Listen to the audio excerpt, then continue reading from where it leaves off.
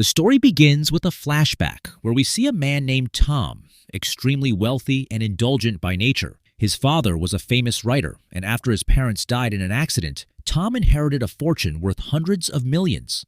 One morning, Tom wakes up. He was lying next to his girlfriend, Jane. Jane was deeply fond of him, but he was merely passing time with her. He gets ready, and as he drives his expensive car through the streets of New York, he notices the entire city is completely empty. This feels very strange to him. He gets out of the car, runs around, and shouts. But just then, he wakes up again and realizes it was nothing but a bizarre dream. He gets ready again, says goodbye to Jane, and heads to work. His childhood friend Jason tells him how lucky he is. He has so much money and can date any girl he wants. And Jason was the only true friend in Tom's life. He drops Jason off and heads to his office. Here it becomes clear that Tom had no concern for his business, because his father had left him plenty of money before his death. But there was another problem. His father had handed the company over to Tom, yet had also appointed 7 different board members who considered Tom to be an irresponsible person. They were obligated to follow Tom's orders since Tom held 51% of the company while they held only 49%. Tom also feared that these board members might one day remove him and take over the entire business. For this reason, he had also hired his father's trusted lawyer, whose name was Thomas.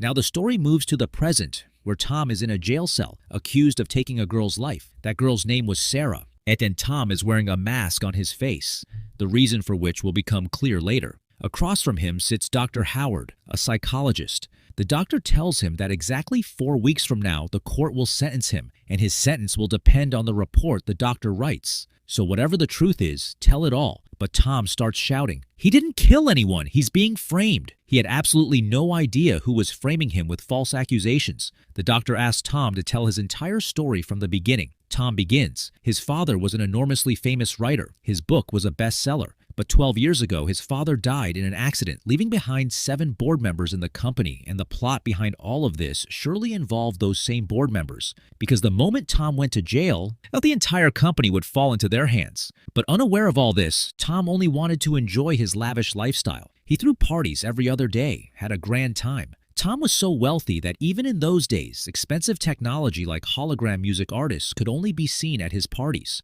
One day, at his own birthday party, his friend Jason arrives with a friend of his. Her name was Sarah. Tom was drawn to Sarah from the very first glance, but the problem was that his girlfriend Jane was also present at that party. Tom tells Jane that they were only casually dating, and Tom hadn't even invited her to his birthday party, and tells her to leave. Like the indulgent man he was, he ignores Jane and starts befriending Sarah. Seeing Tom talking to another girl, Jane feels a great deal of jealousy. Yet the two behave in front of Jane as though they are quite interested in each other. After this, Tom suggests showing Sarah his home. He takes her to his office room, and the two have a long conversation. Suddenly, Jason also arrives there and tells Sarah that it has gotten quite late, so they should head back. But Tom makes it clear that he will drop Sarah home himself a little later. Once Jason leaves, he shows Sarah his paintings and slowly begins to flirt with her. As night falls, he comes to drop her home. But just as he begins to know her better through conversation, he starts feeling love for Sarah. After this, the two draw sketches of each other. Sarah draws a cartoon character of him, but he draws a beautiful sketch of Sarah. Seeing this, Sarah begins to feel slightly attracted to him as well, and the two spend the night together. And in the early morning, Tom heads back home. But just as he walks toward his car, Jane approaches him again. He expresses his annoyance, telling her she cannot follow him everywhere. Jane first gets angry at him for dating another girl, but later apologizes and asks him to go on a drive with her. She would also drop him at his office along the way. As the two are driving, Jane suddenly snaps at him and begins speeding up the car. She says that even if they both lose their lives today, Tom must swear that he will never meet Sarah again. Seeing his own life in danger, Tom lies and tells her he will never meet Sarah again and will marry Jane instead. But by then, the car's brakes had already failed, and the car, now out of control, falls off a bridge. Jane dies. But Tom's face was completely disfigured due to the accident. He was in a coma for 3 weeks. During those 3 weeks, he often saw Sarah walking away from him in his dreams. When he regained consciousness, his life had changed completely. He could barely walk properly anymore, and he still suspected that the board members of his business must have been the ones who had the brakes of Jane's car tampered with. His face had become so bad that he had stopped going to the office.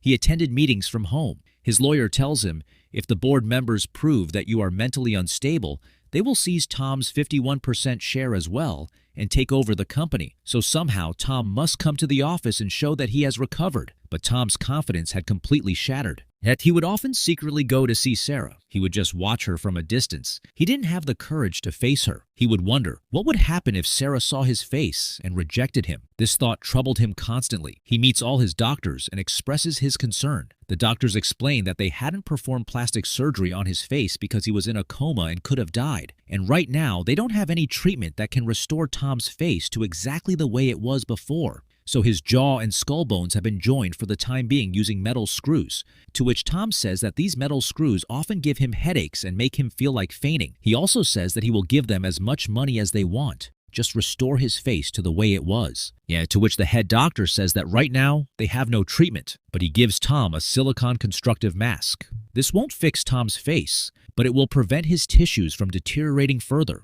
At first, Tom is furious with them, but he is forced to accept the mask because he had begun to feel ashamed of his face. Now he watches people outside enjoying themselves from his home. He spends a few days alone inside, but he also feared that if Sarah saw him like this, she might leave him. He thinks long and hard, but a few days later he decides to let things unfold as they may. He gets himself ready to go to Sarah. He goes to Sarah's dance class. Sarah is deeply shocked to see him. In the very next moment becomes emotional and says she had wanted to meet him, but he had vanished as if into thin air. It's to which Tom says, in those past few days he didn't want to meet even himself, so how could he have met Sarah? He apologizes to her for ignoring her. After thinking for a moment, Sarah forgives him as well. He also invites Sarah out for drinks. As evening falls, when he arrives at the party, he sees that Sarah had come there with his friend Jason again. Sarah sees him and gets a little annoyed, asking, why has he come here wearing a mask? But Tom was not comfortable in such a crowd in front of everyone. His friend Jason also asks him to take off the mask, but he doesn't listen to either of them and says, it was very easy for both of them to say, but it was his face that was disfigured, and it was also Tom's choice when to wear the mask and when not to. This leads to an argument between all three. Tom drinks heavily. And just as Sarah leaves the party in anger, Tom, in a drunken state, follows her to persuade her.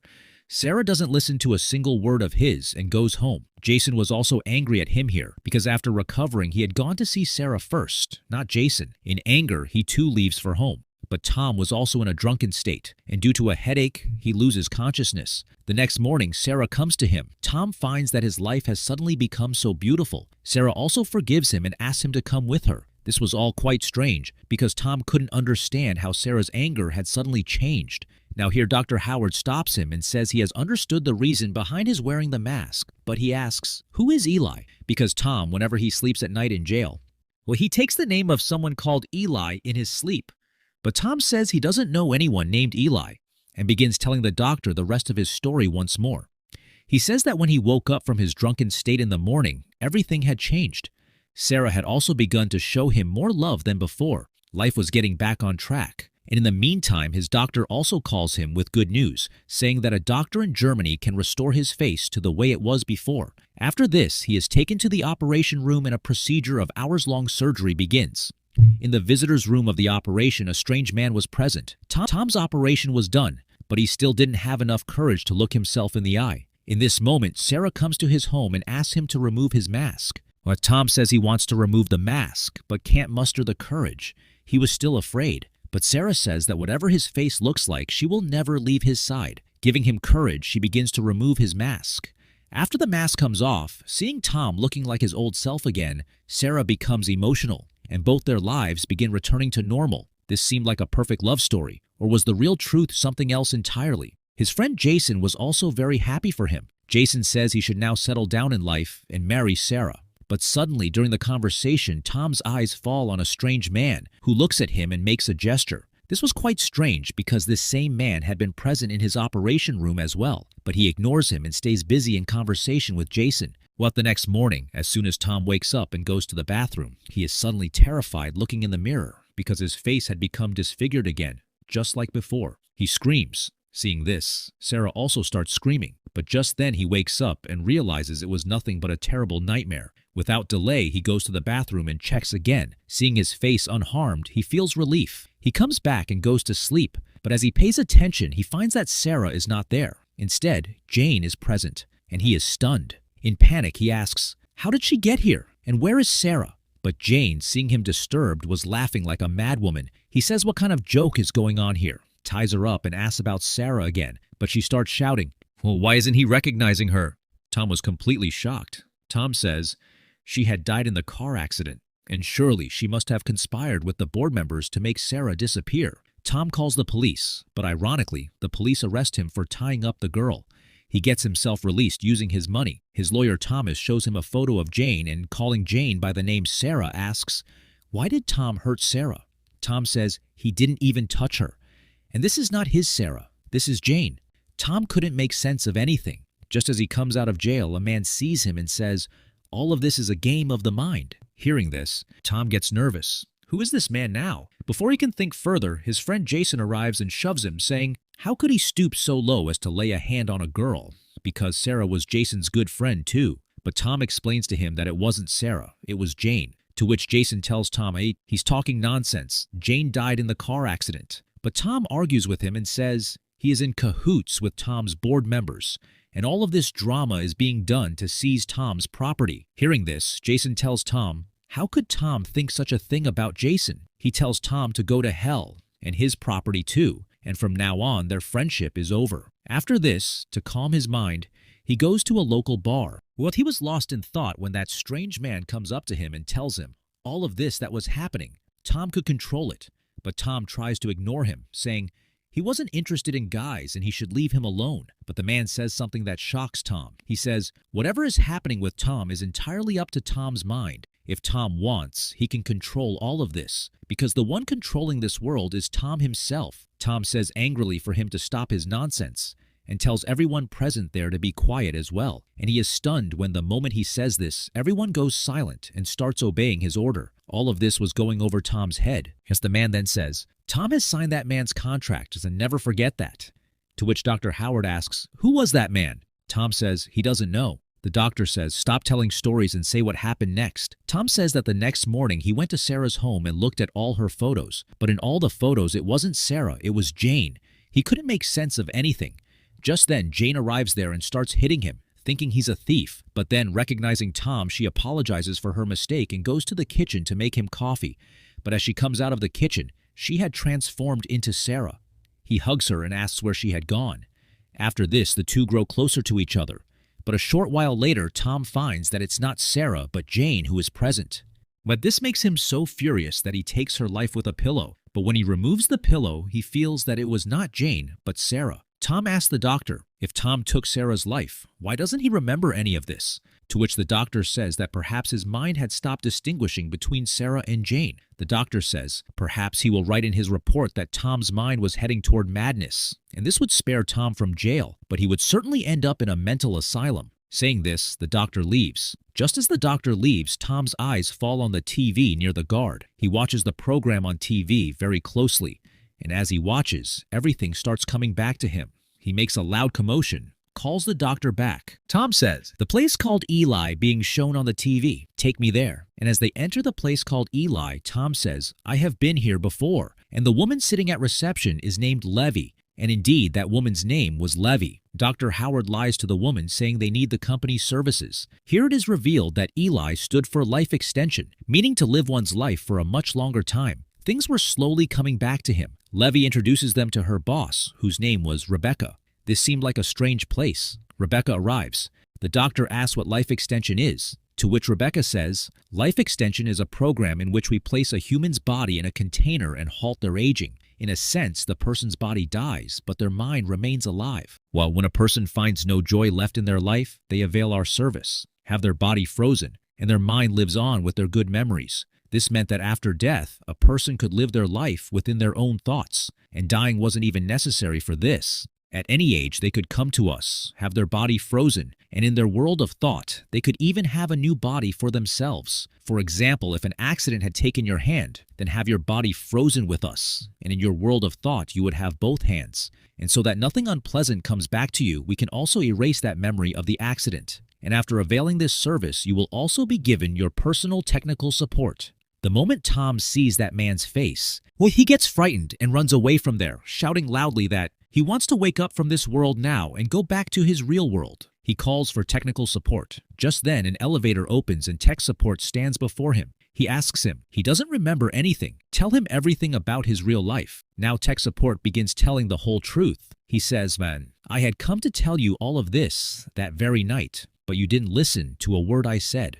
All of this began exactly 150 years ago on that very night when you fainted and fell to the ground. And from there, this dream began. After that night, Sarah never met you, and everything you saw or thought from that point until today was nothing but a dream. To which Tom asks, if all of this was a dream, what happened in his real life? The man says, when you fainted and fell to the ground that night, the next morning you woke up and quietly went home. You recalled the moment at Sarah's party where she had asked you to remove your mask, and you decided that you would no longer be ashamed of your face. You would go out into the world with this very face the world, and run your father's company. And you did exactly that.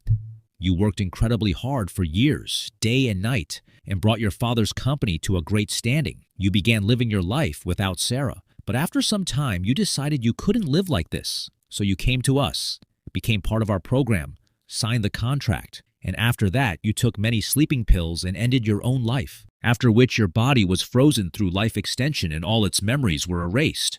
Only the memory of fainting after the party remained as his last memory. All memories after that were erased. And in the real world, Tom's fake funeral was also held. Sarah came there looking for him. With tears in her eyes, she left. And it has been 150 years since that day. He hadn't killed anyone. In reality, he had taken his own life. And this jail and doctor are all within Tom's mind. Tom says he wants to go back to the real world now. And now the elevator opens onto the building's rooftop. Tech support says, if Tom wants to go back to the real world, he will have to take his own life in this world. Just then the doctor also arrives there and asks him not to do so. In reality, both the doctor was a creation of Tom's own mind, one that he had built as a child based on his father. In the same way that his father used to talk to him, the doctor also listened to him in exactly the same way. And this entire crime story was also a product of his mind. His mind wanted to convince itself that Sarah was dead, because if he had found out that Sarah was alive, he would have already been desperate to return to the real world, just like he was today. And this world in which he was present, his mind had also built it based on a painting by his mother. He now decides that come what may, he will return to his life, despite the fact that when he wakes up, Sarah won't be there, because she would have died 150 years ago. Just as he thinks this, Sarah appears before him, yet he kisses her one last time and runs and jumps off the building. In that moment, his entire life comes before him in slow motion, and as he hits the ground, his eyes open in the real world. He had returned to the real world, and the story ends with this conclusion.